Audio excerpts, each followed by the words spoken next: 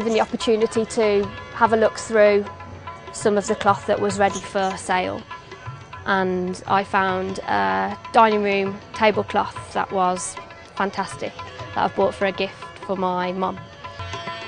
As we came out of the factory, there were 3 children just standing by a wall, and the eldest child must only have been 10 or 11, and she was carrying a very small baby and her younger brother with her.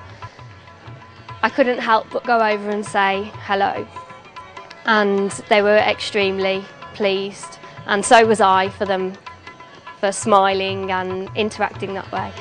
And then I also had a photo taken with these children, which was a fantastic memory to take home.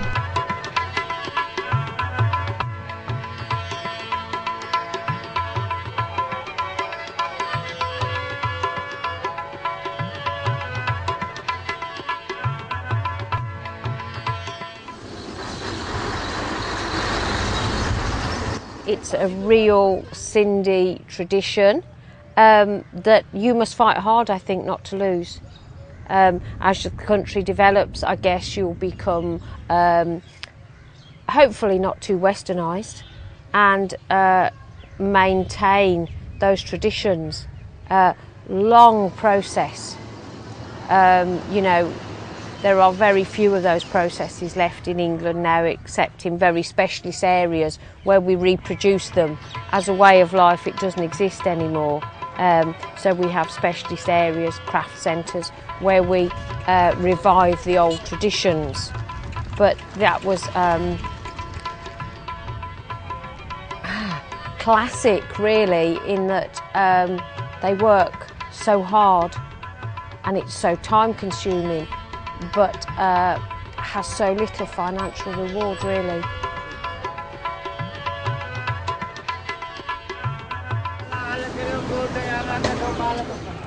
The boys' school, the Scouts' school, was quite formal, quite disciplined. Very smart children, very well turned out. They knew what they were doing, knew where they were going, and again, the education being given to them was very formal, not very computer based. 2 plus 1 is equal? 2 plus 1 is equal? 3. Very text based, which is a way of teaching that we used to do in the UK, but we don't so much now. There was a strong sense of identity, strong sense of nationality, and well structured in its approach to education. What subject? Mathematics? The next science. Science? Yes.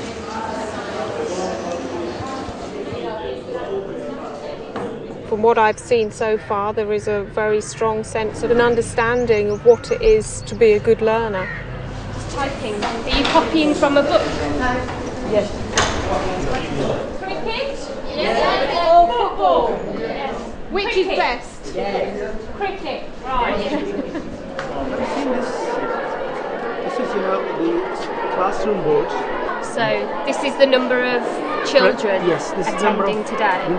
And it's 58, present, so there's 10 children absent. Students on leave and students on sick. The total number of students Is in class. 58. And this is the date.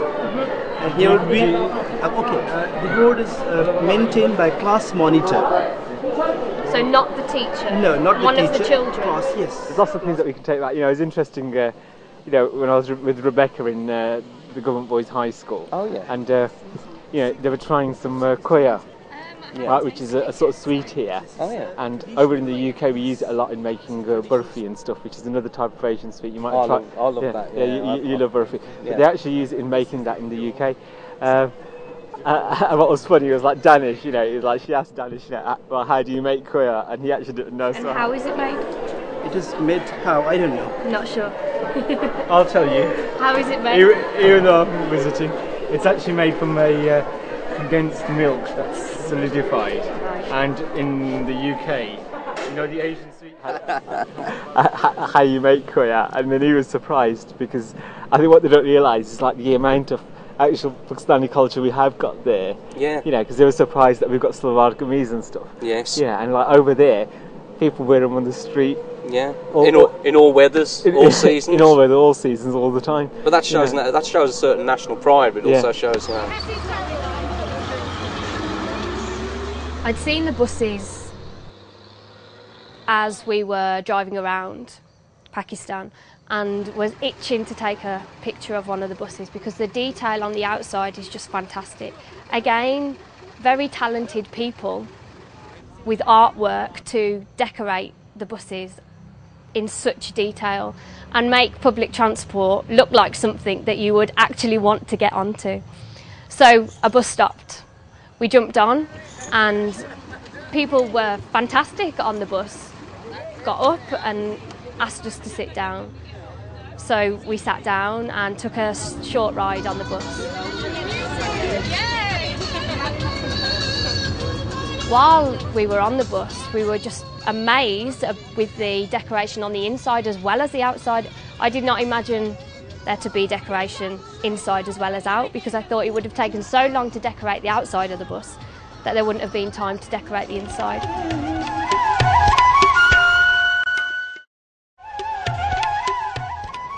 Upon arriving in Pakistan, I immediately noticed bangles. I have a lot of different coloured bangles at home, but none like these.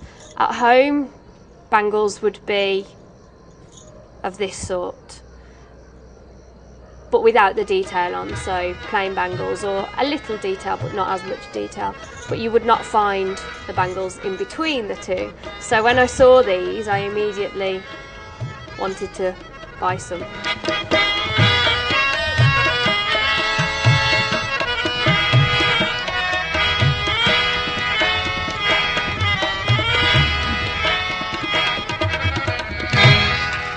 After wearing these now for a few days, I've decided that I want some more. Fazana was kind enough to help me with the shopping of bangles, and she helped me choose the different ones and was very, very helpful in picking out different ones that she thought I might like. So she asked the shopkeeper to bring down lots of different colours and to try some on.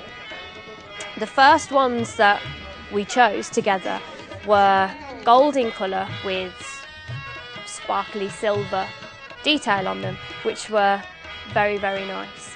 Unfortunately, they were a little too small. So as Fazana was helping me to put them on, I was having to squeeze my hand very, very small.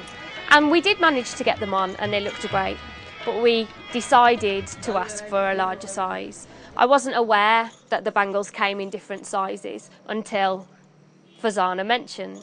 So we did ask for a larger size. Unfortunately, the gold and silver weren't available in the size I needed, and I chose the maroon colour. Size okay. This size okay.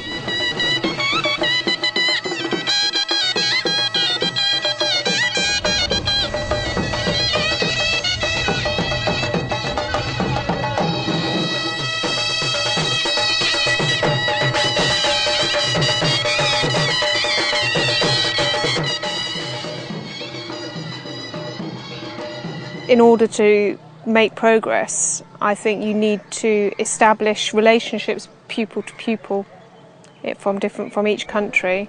So maybe emailing, sending photographs, little stories, exchanging different ideas about their family life, traditions like weddings.